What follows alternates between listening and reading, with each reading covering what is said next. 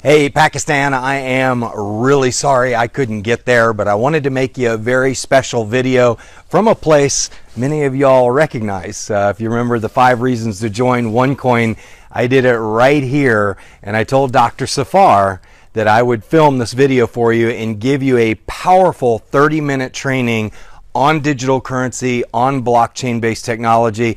Breaks my heart that I can't be there to see Karachi and Lahore and Islamabad. I really cannot wait to come meet you all, but your visa is probably one of the hardest for me to get in the world. So I laughed that I could go to China, but I couldn't come to Pakistan. But we'll plan ahead, and if you will allow me to get a rain check from you, that means I'll come back, I promise. But I'm going to give you everything I've got today. I want to talk about blockchain-based technology. I want to talk about taking people from kind of a wussy status to a warrior status. So this is my wussy to warrior training, and I want to thank Dr. Safar for the opportunity to not only work with y'all, but to work with his team to really create warriors for digital currency. I'm very, very interested in helping people create wealth with this very, very powerful technology. And I'm going to give you a lot of analogies, a lot of examples, and I'm going to paint pictures in your mind with my paintbrush of words, if you will, because I want you to have a very clear picture as to what blockchain-based technology is. And I will tell you, I'm definitely going to miss the dinner afterwards, too. So I'm going to go out and have some Asian food when I'm done here so I can feel the spirit of being with you all. But again, I want to thank Dr. Safar. Here we have one of the fastest black diamonds, I think the fastest black diamond in the country, in the world. What an amazing feat to be a part of that. No doubt he'll be the next crown diamond. So please give Dr. Safar a big hand right now, because that is a leader who deserves it. So from my heart to yours, Dr. Safar, thanks for the opportunity to be able to address this incredible crowd that you have here, to address all of your leaders, and to give you that mindset, to give you that look, to give you the tone of voice that you need when you come up against opposition, not only for OneCoin, but also for the digital currency industry. And, you know, I like to tell people that there's a lot of opposition out there. There's a lot of people that don't believe in software-based currency, cloud-based currency. There's a lot of people that think the paper money and the serial numbers that they have are more secure than what we have on the internet. And I'll tell you, I don't believe that's I simply don't believe that's true. You know, I look at the currency manipulation that's going around in the world right now. Anybody who's working for a government-issued currency right now is working harder for less. And I'll give you a great example. Since I have been working over the last 30 years, I've seen a 40% decline just in the US dollar. And we've had one of the more stable currencies, but our country has continued to issue trillions and trillions and trillions and trillions of debt. And it just devalues the currency every time they do that. So the decision that you have to make today is, do you want to be a part of a currency that's losing value, or do you want to be a part of a currency that's gaining value? Do you want to be a part of a new paradigm, a new shift in what we call blockchain-based technology? But I'm excited to be here on video with you to show you. This is the view out of my front yard of my house, and beautiful day today in Georgia to be able to make this video for you. But when I found out today, which I think is the 8th, today's the 8th, that I couldn't get there, I told Dr. Safar that I'm going to make you a very special video that you will be able to show to thousands of people, and you'll be able to build Pakistan. We got 200 million people in Pakistan. My goodness, okay? What an incredible opportunity to be able to tap into that. And I'm excited about going to Pakistan and going to India and seeing that whole region and spending the next year down there. So just let this be our first introduction, and I promise we'll do selfies, we'll do group pictures, we'll have fun, we'll do massive recognition the next time I come. I'm just super excited to be here, to be able to address you. It's an honor and a privilege, okay? So let's get into the nuts and bolts of what we're talking about. And let me share with you how my story began and why I see this so crystal clear, okay? I get a call from a guy named Yoko in 1991. And he knows that I do direct mail. So I'm spending a lot of money with the post office, and I'm buying a lot of postage and sending out direct mail for sales, for insurance and investments and things like that. And Yoko calls me, and he knows I hate the post office. Okay, hate them with a passion. Man, if something's out of order, they send everything back and they don't send it, and then your mailing's late, and it's such a pain in the rear end. And Yoko calls me, and he lives next to Elton John, okay, in Park Place. So when Yoko calls, I go visit Yoko because he's rich and I know he's up to something. And so Yoko says, have you ever been on the internet before? Do you know what the internet, the World Wide Web is? Have you seen this technology yet? And I'm like, no, man, I don't even know what you're talking about. He goes, well, I'm going to show you how to get online and tap into computers that are connected all around the world and be able to send mail for free. And I'm like, really? Send mail for free? And so what Yoko did is he tapped into an emotion. He knew that I had a problem with the post office, okay? And I want to encourage you all, if you listen to people, you will hear that people have problems. They have money problems. They're not driving the right car. Their kids aren't going to the right college. They're not able to take the dream trips that they want to. Their retirement fund is running out before their retirement is. If you listen to people's problems, you'll say, I've got a solution. Okay, well, back in 1991, Yoko introduced me to the internet. Now, I didn't really understand TCP/IP. Okay, I'm not a technical guy. So I bet how many of y'all know what TCP/IP is? Raise your hand. Okay, I bet a bunch of you do. And you know, TCP/IP is this unseen layered technology that interconnects computers, and it created the World Wide Web. And a guy named Tim Berners-Lee created that in 1991. And guess what? A lot of you all did not understand it. A lot of you all did not get it until after 2000. You know, when the applications started coming out and the social media and the search engines, and they started making it easier for everybody. Well, in the United States, you know, we saw MindSpring and CompuServe and UUNet, and we saw some companies that were very difficult to get online, okay? Kind of reminds me of like Bitcoin, if you will, okay, or Ethereum. You know, these are complicated things that most people don't understand. And then in 93, 94, a company called AOL came out with an amazingly easy way to get online. And it started off with a disc that they would mail you, and then it turned into a CD-ROM, and they had little USB drives eventually. And AOL, they AOL'd the industry, as I like to call it. They made it easy for people to get online. You remember that you got mail? That was AOL. And so you know, when I look at what Yoko showed me, Yoko gave me a solution to a problem that I had. And it involved this technology called TCP/IP, which made the World Wide Web. And I'm drawing a parallel here for you because I want you to understand there's a direct parallel between what the internet did and what we are doing right now. Okay? And it's an exciting time to be in our business because it has really taken blockchain-based technology a lot longer to get traction, because I think we had to wait till after the 2008 crisis for people to realize that, hey, our currency's losing value really quickly. I mean, we're dropping like a bomb, and it's not, you know, they're not changing the numbers on the currency, folks. You're just carrying around boxes of it now instead of like little stacks of it, okay? Like they are in Zimbabwe. They have to carry boxes around to get a gallon of milk and a loaf of bread. And so it took 2008 to really ignite the need for blockchain-based technology. Now, blockchain, again, was created by a guy named Satoshi Nakamoto in 2009. He wrote the white paper. 2010, he published the blockchain. Okay, a lot of people think Bitcoin's the blockchain. Bitcoin is not the blockchain. Bitcoin is an app that runs on top of the blockchain. So let me give you an analogy. Okay, the mobile service that powers your phone. You see LTE in the upper left-hand corner. You see 3G or 2G or whatever you have there in Pakistan. I understand the connectivity is not the best in the world, but you have in the upper left-hand corner your mobile phone. You see this service that's powering your phone. Let's pretend that's blockchain technology. So that technology interconnects everybody's phones. Okay, just like TCP/IP does, or actually does. Okay, and so when we look at the technology of the currencies are like the apps on your phone. Okay, so when you see a new app come out for Uber that's not Uber, but it's a smart contract that's an app that connects drivers with riders and totally bypasses Uber, now you're talking a disruptive technology.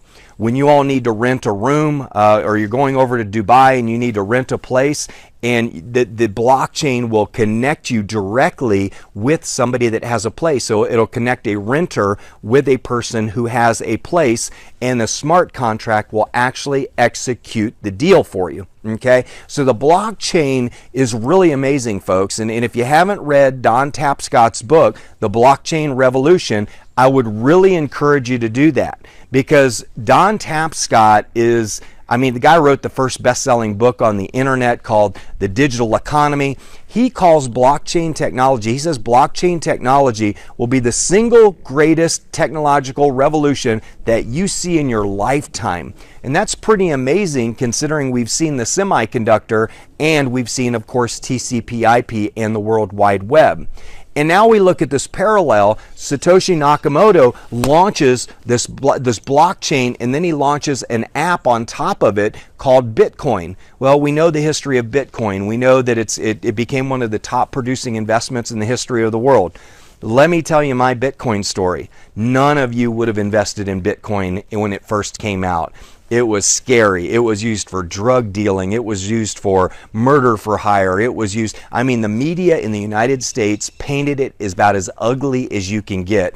And if I would have told my wife that I sent $500 to Asia in 2011 to buy some Bitcoin, she would have said, "You are the dumbest person on earth. Have you seen what they're saying about this currency?" Okay.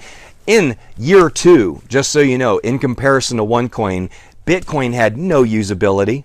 It has very little usability. It has some today, but it had none. It had no liquidity. It had negative media. Does it sound familiar? Where are we in year 2? The difference in year 2 is we have a soft wallet, a place to hold our coins. We have exchanges. We have commerce coming out. We have usability. We are so far ahead of where Bitcoin was in its second year, it's not even funny. We are AOLing the rest of the industry, okay? We are doing to CompuServe and MindSpring and Netscape what AOL did to them, okay? We are making it easy for people to get into cryptocurrency, and that is the magic of OneCoin, One Life, and One Academy. We are leading with powerful education, which is really, really needed in this industry, okay? So getting back to my story about buying Bitcoin, all right? So I buy $500 worth at about $7 per coin. And I totally forget about it. And back then we didn't have e-wallets. We had to store it on our computer, okay? If you lost that computer, you lost your money. Okay, so it was pretty interesting scenario. And so about 18 months later, I'm watching CNBC because I'm doing a little bit of day trading, and I see Bitcoin, $438 a coin. And so, of course, that's when I decided to tell my wife that I did the smartest thing on earth. I bought Bitcoin. I'm a smart dude, okay? And she was really happy. She was like, "How did you know?" I'm like, "Oh, I just studied it. I knew it was going to be success, But anyway, not really. It was pure luck. It was dumb luck, okay? And I wish I would have put $5,000 in it, to be honest with you. I'd had about $300,000.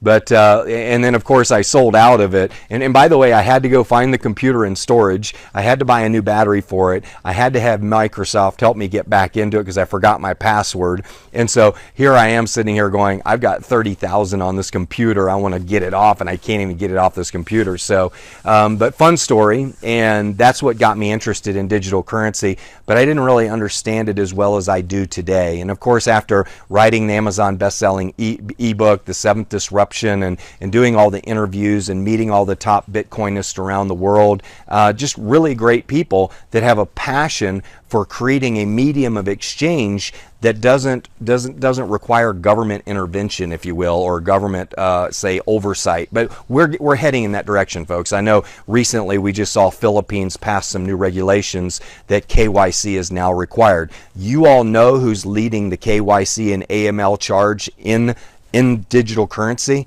You're with that company, OneCoin and One Life. Dr. Rusha is very forward thinking, and she knew that the governments were going to start outlawing exchanges that did not become KYC and AML compliant. We are leading the charge, so give Dr. Rusha a big hand. Now, I know a lot of you criticize her and you criticize the company and you think you know it all, and you read these blogs of these people that think they're experts. There's only one expert that I really don't doubt in the world of cryptocurrency, and I will tell you it's Dr. Rusha Ignatova. This woman knows cryptocurrency, she knows operations, she understands. She built the fastest company in the world to do $1 billion in revenue, folks.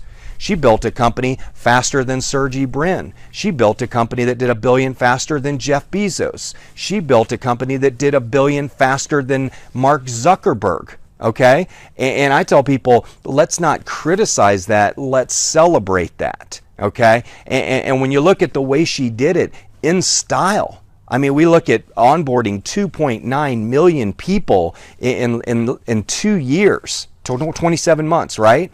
We look at the accounting being done correctly every Monday, and we all get our checks every Monday. Never missed a Monday that I know of. I think one came on a Tuesday morning, real early in the morning, like after midnight, but never in my time has she missed a pay run. Okay, and I tell everybody, then you got to build a customer service center that services 194 different countries and 30 different languages. I know you all could do that in your sleep, right? Wrong, okay? I know you all got some good call centers and things there and customer service centers, but that is quite a feat to be able to pull that off and to hold 4 or 5 major conventions of 5,000 or more people in Dubai and Macau and in UK and Thailand, where there was 11,500 people.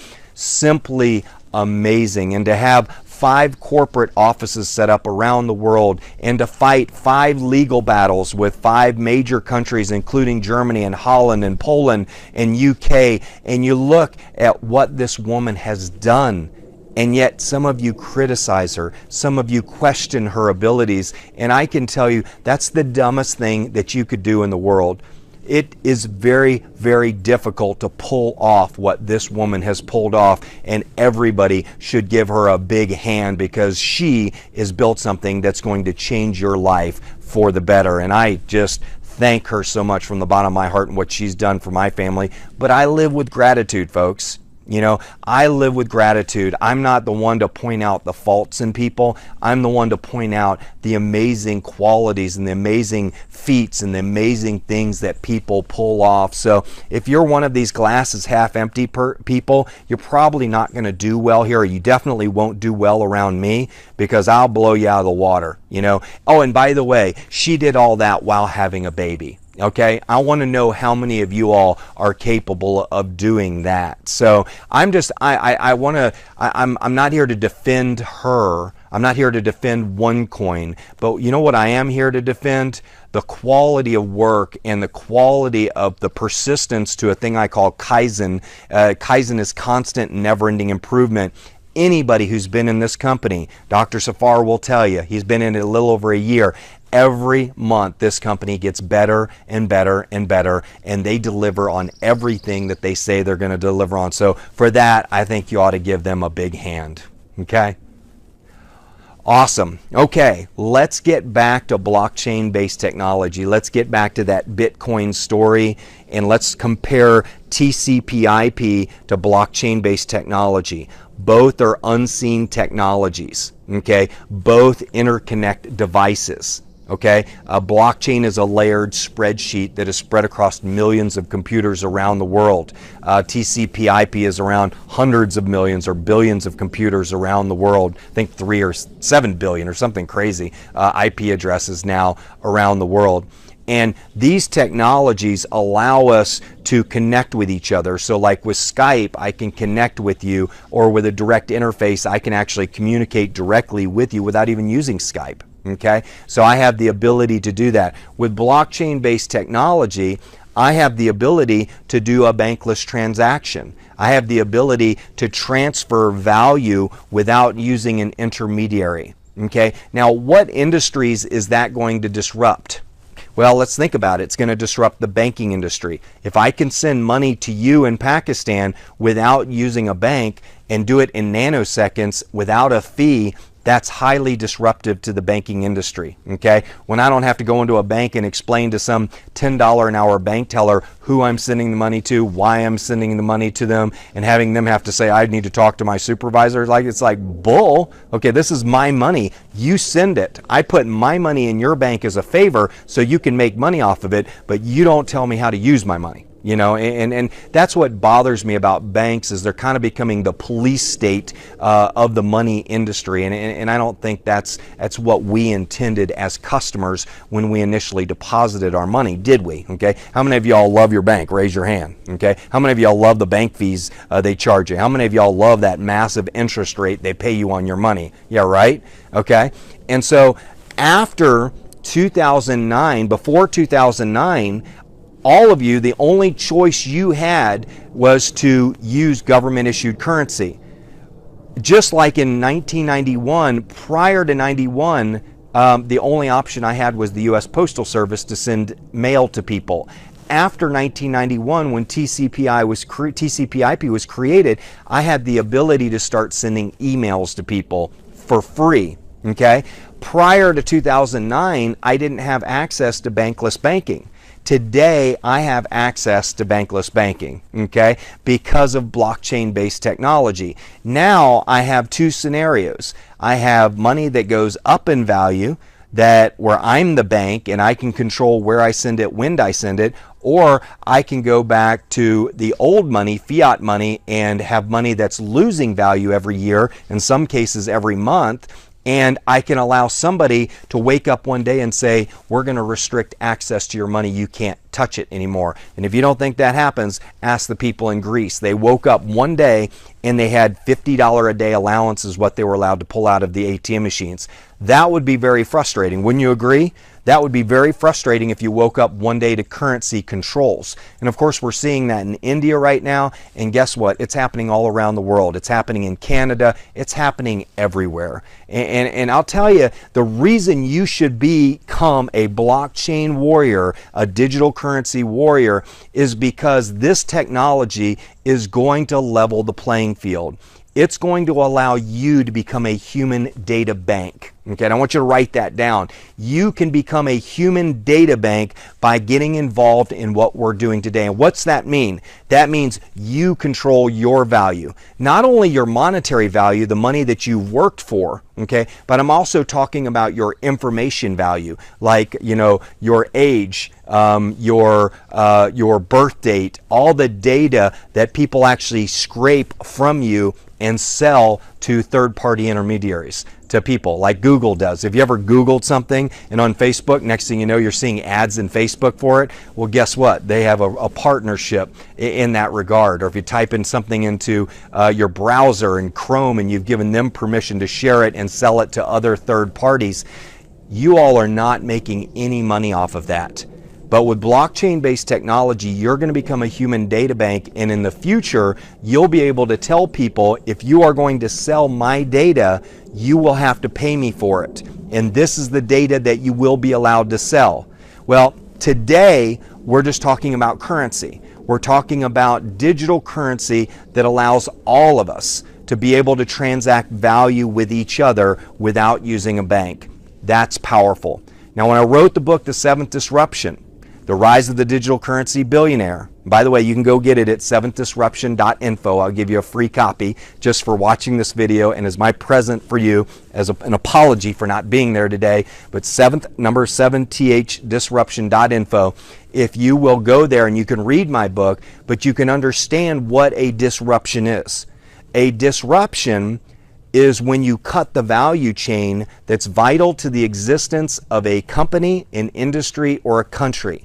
What's a company example? Well, we know Blockbuster Video in the United States was disrupted by Netflix and Redbox video rental boxes, okay? We know that Wikipedia disrupted the encyclopedia industry. We know that Napster and iTunes disrupted the music industry. We know that mobile phones with cameras disrupted Kodak. They weren't in the mobile phone business. We know that Uber is disrupting the taxi cab industry around the world. We know that Airbnb is disrupting the hospitality industry around the world, and big industries are fighting this. And we look at disruptors like Elon Musk and Peter Thiel and just all of the great innovators that have come out of Silicon Valley and all of the business models that they've created. We look at Tim Berners-Lee, who created TCP/IP, introduced it to the world, and look how that disrupted. It created trillion dollar wave after trillion dollar wave of disruption. And guess what?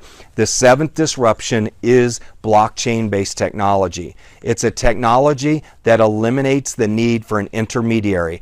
I will be able to buy a house without using a realtor or an escrow agent or a title agent. I will be able to summon a car without using Uber. I will be able to rent a home or rent an apartment or rent a hotel room without using a travel intermediary. I'll be able to be connected directly to people. I will be able to buy groceries directly from companies like Procter & Gamble and Colgate-Palmolive, where I can just buy it directly and Amazon fulfills it and sends it to me. Amazon's got new grocery stores. You can go in and you don't even have to pay for anything. You just put it in your basket, and when you walk out, it charges you for digital currency. That is going to be really cool to not have to wait in a checkout line. How much time do we spend per year in a checkout line at a grocery store? I'm sure it's hours, if not dozens of hours of our year per year doing that. So looking at technologies that disrupted, say, an industry like Napster. Napster was a 3,000 lines of code created by Sean Fanning, which disrupted the entire music industry, turned it upside down. I mean, today the music industry is iTunes, Ticketmaster. There's all kinds of companies now that control the music industry. But even that's going to be disrupted with the blockchain, because now artists are going to be able to put their songs up on the blockchain, and they're going to be able to offer you single license, commercial license, whatever you want to be able to use their music. Say you want to use it for an event, and you'll pay a licensing fee through the blockchain, and you'll pay the artist directly, and you'll save a lot of fees because they don't have all those intermediaries and lawyers and accountants taking a piece of the pie. And so when we look at technologies that, of course, disrupt governments, we see how Twitter and WordPress disrupted Egypt and what went on there as people started talking about what was going on in Egypt over social media. Social media has been highly disruptive, but we're going to get to a point where there will be blockchain-based social communities where we'll be able to connect with each other without using those types of platforms and giving away all of our data. There will become a blockchain-based Facebook, a blockchain-based Twitter, a blockchain-based Snapchat. Eventually, there will be all those types of companies. So when we look at disruption, when I can send money without using a bank, that is highly disruptive to the banking industry. Make no mistake, and I'm sure that somebody in the room, if you have the blockchain app, I'm not there. I normally do a blockchain-based presentation right in front of you and send money to somebody. But if somebody is in the room and you wanted to pause the video and actually do a Bitcoin transaction to show people how we can send money to each other without using an intermediary, I think that's a really powerful exercise, because it was the same thing I saw in 1991, folks, when Yoko Rissanen showed me how to send that email. I was able to send an email without using the post office, and that was a real big deal. And I'm gonna close on one more educational piece that I want to leave you with all for becoming a blockchain-based warrior. I want you to understand there are 4 components to creating a digital currency. The first one is you got to have the algorithm, and I'm gonna compare this to what I'm used to in the United States, and you all may understand this as well because I'm sure you have a central bank there. But in the United States, we have the Federal Reserve. Okay, and the Federal Reserve is the algorithm, if you will. So in cryptocurrency, you have to have an algorithm. In government-based currency, you have a Federal Reserve, if you will. That's your algorithm, if you will. Okay, and the algorithm or the Federal Reserve determines on how much money is going to be printed. In the case of a Federal Reserve, they just print however much they need. It's like they print it out of thin air. There's nothing backing the US dollar at all. There's no assets. We're 19 trillion in debt and we have 5 trillion in assets. We're 14 trillion dollars upside down and we don't have enough tax revenue to pay the interest on our debt. So it's a pretty bad situation when you look at the United States. Okay? But when you understand the Federal Reserve and the algorithm, an algorithm of cryptocurrency will determine how many coins will be created, and once that's put out there, that never changes. Okay, now you can retire a blockchain like we did with OneCoin and create a new one because we recognized a need to have more coins. So we would have more price stability in a bigger ecosystem, if you will. That was one of the most brilliant things that I saw Dr. Rusha do, was create that bigger blockchain with that 1 minute interval. That was a real big deal. And you all are seeing it today because blockchain is running into Bitcoin is running into a massive slowdown right now because of that 10-minute blockchain. It is a disadvantage, folks, to be a first mover in technology. Bitcoin was a first mover. They didn't know the mistakes they were going to make. 10-minute blockchain, big mistake. Okay, 21 million coins, big mistake. Okay, so it really is an issue, folks. I mean, all of those decimal points, as it turns into a multi-$100 billion market, there's going to be, so many decimal points, it's going to jam up the system. Okay, so here we have the Federal Reserve and we have the algorithm. Those two things determine the money that's going to be printed. The difference between a Federal Reserve and a blockchain is restricted to how much it can print. So in the case of OneCoin, we have 120 billion coins. We also determine the frequency of the distribution of the money, and so does the Federal Reserve. Okay. Now, once Congress in the United States tells the Federal Reserve to print another $1 trillion, which dilutes my buying power by 5%, by the way, and they don't change the dollar from $1 to 95 cents. They don't reprint it. All they do is they raise the price of my milk by 15 cents. Okay, do you see the magic there? It's kind of like the sleight of the hand. Don't watch the one hand, or don't watch the little cup. They're sitting there shuffling these cups around so fast, folks, and they're calling it quantitative easing and fancy words like that. Quantitative easing has nothing to do with hemorrhoids, by the way. Okay, it's something where quantitative easing is where they are depreciating your money. They're making you work harder for less. Okay, and so that is frustrating for a lot of people, especially when you figure it out. But when I have to get this training over, it's starting to get dark out here.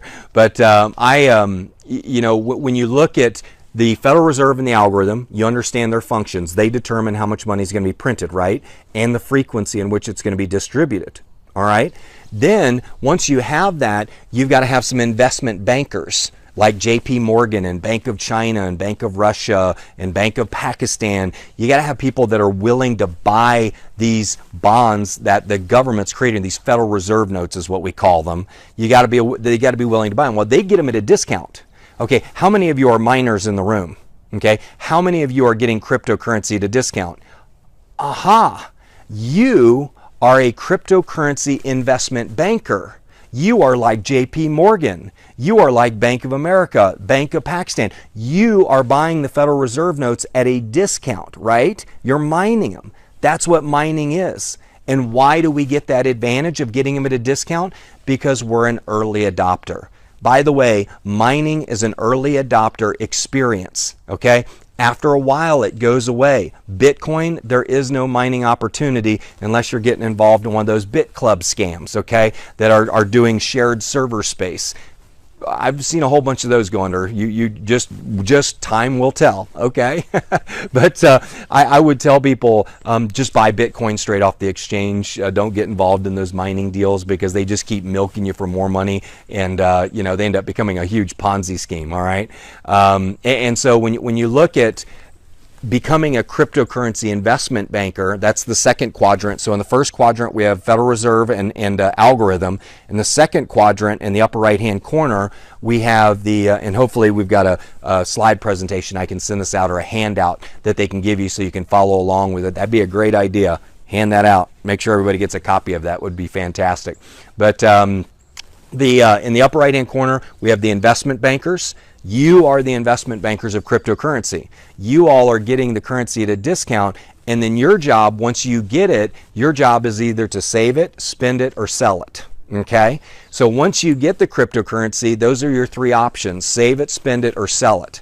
Now, in the lower quadrant, in the lower right-hand quadrant, we have to have technology. We got to have e-wallets. We got to have, in the traditional world, we got to have bank accounts, and we got to have stock brokerage accounts, and we got to have Western Union and things like that to be able to transfer and send the money. We got to have technology to store the money and to move the money and to spend the money, right? Okay. Do we have that with OneCoin? Do we have an algorithm? The answer is yes. Do we have miners? The answer is yes. And do we have technology? Do we have Deal Shaker? Do we have the mobile app builder? Do we have our e-wallets? We have one of the most beautiful technology suites of any company I've ever been with, folks. And if there's a computer expert in the room or a code expert, you can click on this back office and go look at the code and know that the code that's written by our company in that back office is some of the finest, most secure code you will find in the entire industry. Okay, so when we go through and we got the technology, we need a fourth element. And really, until you have the fourth element, it's just a big investment scheme, folks. Okay, well, guess what? OneCoin has that element. It's called usability. It's called merchants. Okay, so that's the ecosystem: the algorithm, the miners, the technology, and the usability, the merchants. Okay, and then behind all of that is blockchain-based technology, the unseen technology that you all don't see, that is going to disrupt your world and make you a very wealthy person, is that blockchain-based technology. And I'm excited to tell you all, folks, you are part of something amazing. And if you leave this room and you don't make a commitment to watch 5 to 10 hours of video to understand digital currency and blockchain-based technology, you are going to miss the biggest financial opportunity of your lifetime. And I am saying that with all seriousness. Some of you think you're experts in the room. Some of you think you know what you're talking about. But I will tell you this: Mark Andreessen, the guy who invented the web browser Netscape, one of the most prolific investors in Silicon Valley, is the single largest investor in blockchain-based technology and digital currency in the world. Okay, and if it's good enough for Mark's money, it's good enough for my money. Peter Thiel, huge advocate. He founded PayPal, huge advocate of blockchain-based technology and digital currency. Elon Musk, huge advocate. Peter Diamandis. The list goes on and on. Steve Forbes, Richard Branson has a blog that says how digital currency will save the world. Steve Forbes wrote an article on how digital currency will lift more people out of poverty than any technology in the history of the world. You all are a part of something absolutely amazing. You need to pinch yourself if you're not awake, okay? You need to pinch yourself and say, I need to understand this better. I need to stop reading all those BS blogs that are on the internet, and I need to start focusing on articles on CoinDesk. I need to start following people like Andreas Antonopoulos. I need to start watching videos on TED Talks. I need to understand how this technology is going to transform the world. And folks, I got to tell you what, if your Aunt Martha talks you out of this, or your Uncle Bill, or whoever, if any of your relatives talk you out of this, shame on you, okay? Because I will tell you, the biggest, smartest money is in this business, and you should be too. Dr. Rusha has pulled off something amazing. And I will tell you this: in 1994, Jeff Bezos launched Amazon. And I remember calling my stockbroker and saying, I've been reading about this guy. He's a really smart guy. He's going to build something great. You know what my stockbroker did? He read the prospectus that was written by the lawyers. And the lawyer said, this company will never make money, and the risk factors were horrendous that was in the prospectus. And my stockbroker, my educated, licensed stockbroker, says, Tom, I don't think you should put $40,000 in that. That moron cost me $6 million. $6 million because I listened to him instead of understanding it myself. Moral of the story: if you listen to anybody who works a 9-to-5 job for financial advice, you are the dumb one. Okay, you are the one that should not be making any investments. Okay, you need to learn the stuff yourself. And by the way, I will tell you this: this is easier than the internet. I mean, understanding digital currency, I jokingly tell people this is one of those businesses where it takes like 2 hours to explain. But once you do it, and it takes like 5 minutes to do it, and you're like, well, dang, what do I do next? Okay? Well, we want you to invite people. We want you to start sharing it. And I'll leave you with this. Folks, we are teachers. We are highly paid teachers. Okay? We are not salespeople. I'm not here to sell you. I'm here to pinch you and wake you up and say, do you see how disruptive this technology is? Do you see the power of the blockchain? Have I inspired you at least to want to know about it? I mean, if I could take you back to 1991 and knowing what you know about the internet today, how many of you would say, I don't think being a doctor is such a good idea. I don't think getting all these educational degrees is a good idea. I think I'm just going to invest in internet companies, or I'm going to become a janitor for Apple so I can get access to their stock program. You know, I look at where we are today, folks. We are 1993, 1994 in the internet as it relates to blockchain-based technology. I don't think blockchain got serious until after 2008. Okay, I don't think people started thinking differently about blockchain technology and maybe having another option until after 2008. That was the impetus that scared everybody into saying, you know what? I hope there's another way, because I don't like working harder for less. And if you are subscribed to a government currency, if that's what you're working for, you are working harder for less. Now, last time I heard, Einstein had a quote that revolved somewhere in that universe that about insanity. I know he said that many of the challenges we face in life cannot be changed with the same thinking that created them. But I think he also said doing the same thing over and over again, expecting a different result, that's the definition of insanity. How many of you are insane? How many of you are looking, now you've got this option of a currency that goes up in value versus one that's pretty much guaranteed going down in value. And by the way, there is no good history on government-issued currency. There's no currency that's ever gone up in value. It always goes down in value. The more debt they print, the more it goes down in value, the more you get diluted. The thing I love about cryptocurrency, folks, the 5 attributes that every investor looks for, it's transparent. Okay? It is finite, it's portable, it's profitable, and it's private. Okay? You can write those things down. Those are the 5 attributes of digital currency.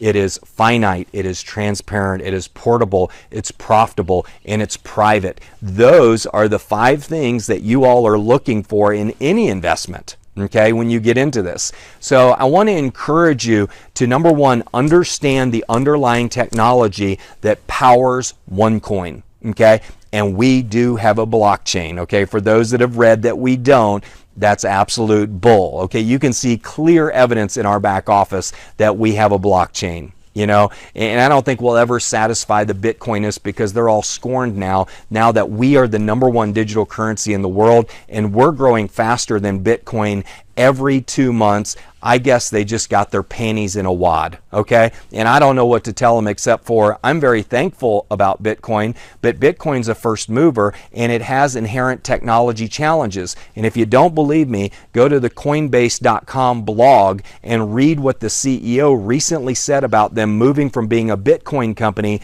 to being a digital currency exchange.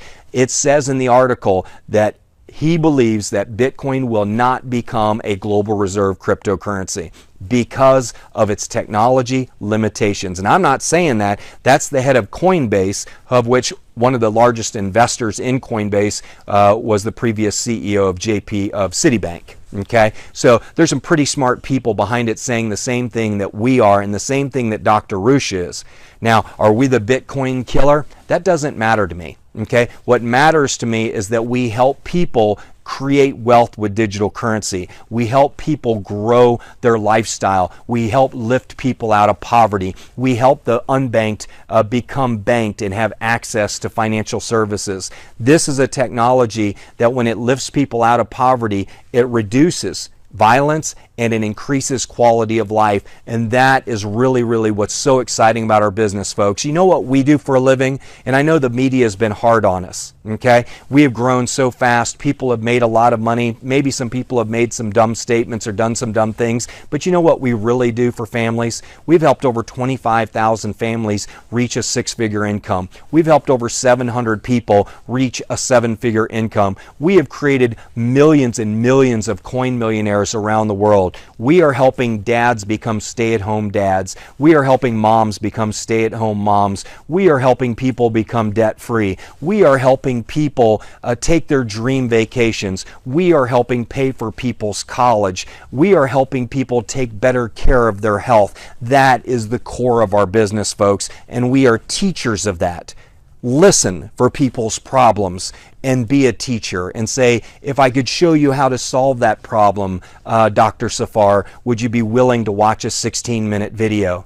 Dr. Safar watched a 6-minute video of mine filmed in this very same place a year ago, and today he's the number 5 earner in the world in network marketing. Give him a big hand. That's amazing. Yeah, you know, to be able to sit here in front of that same spot, Dr. Safar, I just want to tell you from the bottom of my heart, I am so happy.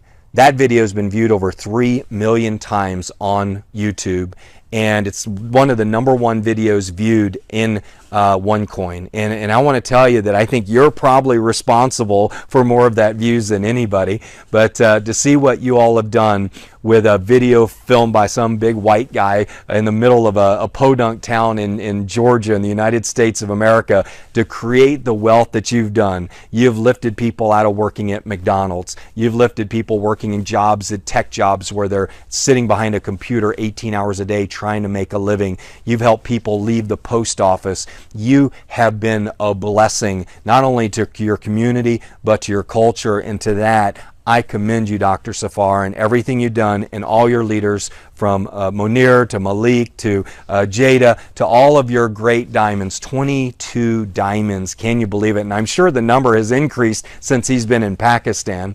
But I can't wait to come back. And I'll tell you that you all have a great opportunity with this. Put your blinders on. Quit listening to all the naysayers. Quit listening to all the negative people. You know, when somebody sends you a negative article, just disregard it and say, if you knew what I knew, you wouldn't even pay attention to that garbage. Those are just people trying to sell binary options. They're trying to sell another cryptocurrency. They're trying to sell a get-rich quick scheme on some MLM opportunity. They're trying to sell something else. And I tell everybody, you got to be warrior trained in this business. You got to have thick skin. Many of you are going to come into this business and you're going to have fear, because you're kind of in that fear state, that ignorant state where you don't exactly know what's going on, okay? Then you see other people doing good with it and you're like, well, maybe it does work, and you start believing, and you go into that believing stage. And then from there, you start doing it yourself. You say, okay, I'm going to go ahead and commit to this. I'm going to get me a $10,000 worth of cryptocurrency and education, and I'm going to build up a serious portfolio. Dr. Safar would say 21,000, by the way. But anyway, you start doing it, and it works for you, and you have this knowing, and all of a sudden you feel comfortable with it, and then you start sharing it with others, like Dr. Safar and his great leadership team has done. And next thing you know, you have that conviction level. You have that warrior status where you've got that look in your eye, you've got that sound in your voice, and when somebody comes up to you and goes, it's a scam, you look at them and you go, you have no idea what you're talking about. If you knew what I knew, you wouldn't even make that stupid statement. You wouldn't even come to me and try and challenge me with that garbage. But if you knew what blockchain-based technology was, if you knew who Dr. Rusha actually was, if you knew of our accomplishments and what we've done for people around the world, you would zip it and throw the key away, okay? Because you sound like a fool.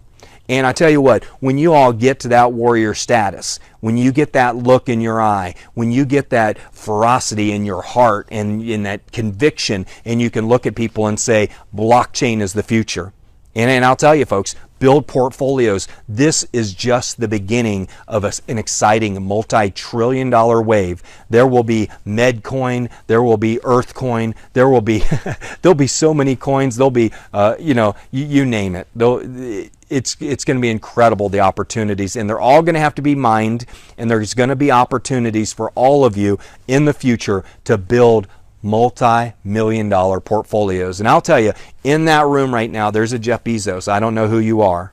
There's a Mark Zuckerberg in that room of digital currency. There is a Peter Thiel in that room. There's a Sheryl Sandberg in that room. There's a Dr. Rusha in that room that you all are in right now. I don't know who you are, but I hope I've connected with you. I hope our hearts have met, and I hope the conviction that I'm giving you will wake you up and shake off those little jitters that you have, and you all move forward and build an empire in Pakistan. And I hope that this video gets shown all over Pakistan and it helps you all build a massive team. We have a very, very exciting opportunity, folks.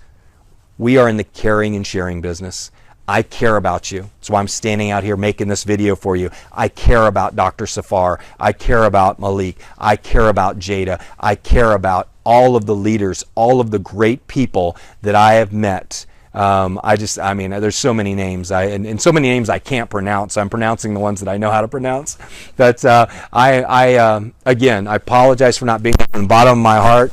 My apologies. But I hope you got a lot out of this video. I put my heart and soul into it for you. I hope you walk away with that information. Dr. Safar will make sure that you get the handouts and a copy of my presentation so that you all can see some of the things that I've talked about. But I hope when I come back from Pakistan that the rooms are standing room only. I hope that I've got some warriors in Pakistan that I can come back, get some selfies with, get some hugs with, and do some high fives with. But Dr. Safar, it's been a pleasure. Thank you for allowing me the opportunity to address your group. Thank you, everyone in Pakistan. I can't wait to come there. I'm headed to get some Asian food right now. Take care, everyone. One coin, one life, one dream, forever.